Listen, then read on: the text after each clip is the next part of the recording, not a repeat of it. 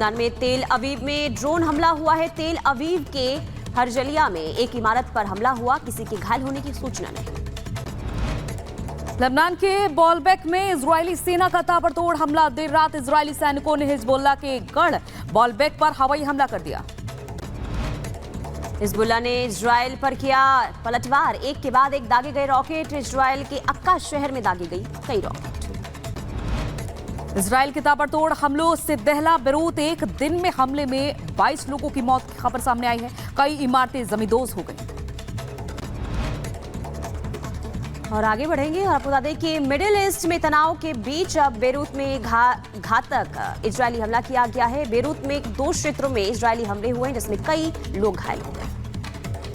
Break के बाद एक बार फिर आप सभी का बहुत स्वागत है। खबरों की शुरुआत करते हैं और सबसे पहले बात कर लेते हैं देश की राजधानी दिल्ली की, जहां पर ड्रग्स की एक बड़ी खेप बरामद हुई है। और ये बड़ी खेप इतनी बड़ी है कि जैसे जैसे इस पूरे मामले की जांच आगे बढ़ाई जा रही है, वैसे वैसे इसने सभी को परेशान कर दिया। कई विभाग और साथ ही साथ स्पेशल सेल इस पूरे मामले की छानबीन कर रही है।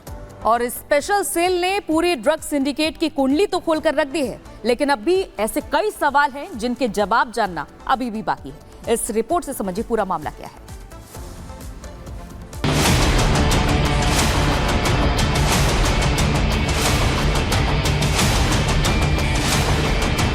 दिल्ली में ड्रग्स की जो खेप पकड़ी गई है और उस खेप की जो रकम आकी गई है, वो पहले ही पुलिस को हैरान कर रही है।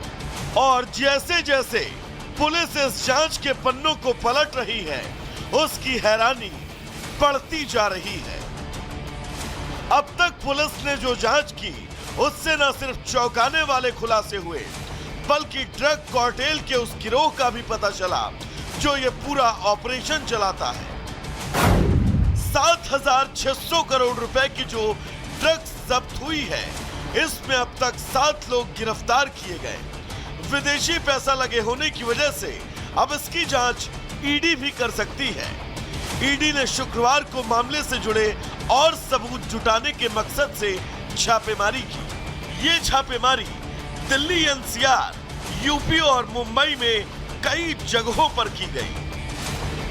इस ड्रग कार्टेल केस के मुख्य अभियुक्त तुषार गोयल के दिल्ली में वसंत इनक्लेव वाले घर पर भी ईडी की टीम पहुंची और छापेमारी की। ईडी ने अब इस मामले में पीएमएलए के तहत एफआईआर दर्ज की है।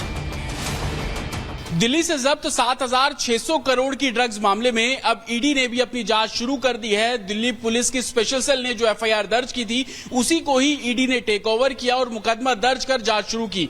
ईडी ने शुक्रवार को तकरीबन अलग अलग जगहों पर रेड जो है वो की गई, जिसमें से एक जगह आप ये झंडेवालन की देख रहे हैं। तुलिप पब्लिकेशन के नाम से ये पब्लिकेशन हाउस है, जिसको तुषार पब्लिकेशन भी बोला जाता है। और इस पब्लिकेशन हाउस में भी ईडी की टीम पहुंची और तुषार दिल्ली का एक बड़ा हैंडलर के तौर पर स्पेशल सेल ने तुषार को गिरफ्तार किया। हालांकि तुषार की गिरफ्तारी के बाद से ही 6 और लोगों को जो है वो गिरफ्तार किया गया था, क्योंकि इस मामले में दिल्ली पुलिस के स्पेशल सेल ने 7 लोगों को गिरफ्तार किया। लेकिन इस पूरी जांच का अब तक का जो सबसे बड़ा खुलासा हुआ, वो है कि आखिर ये ड्रग्स दिल्ली तक पहुंची कैसे। अब तक की जांच में पता चला है कि इस पूरी खेप को लाने के लिए कोडवर्ड का इस्तेमाल किया गया। कोडवर्ड में ड्रग्स की खेप उसे सप्लाई करने वाले से लेकर ड्रग्स की डिलीवरी तक का राज होता था। दिल्ली में पिछले 10 दिनों में 7600 करोड़ रुपए की ड्रग्स दिल्ली पुलिस की स्पेशल सेल ने बरामद की और साथ ही 7 लोगों को इस मामले में अभी तक गिरफ्तार किया जा चुका है।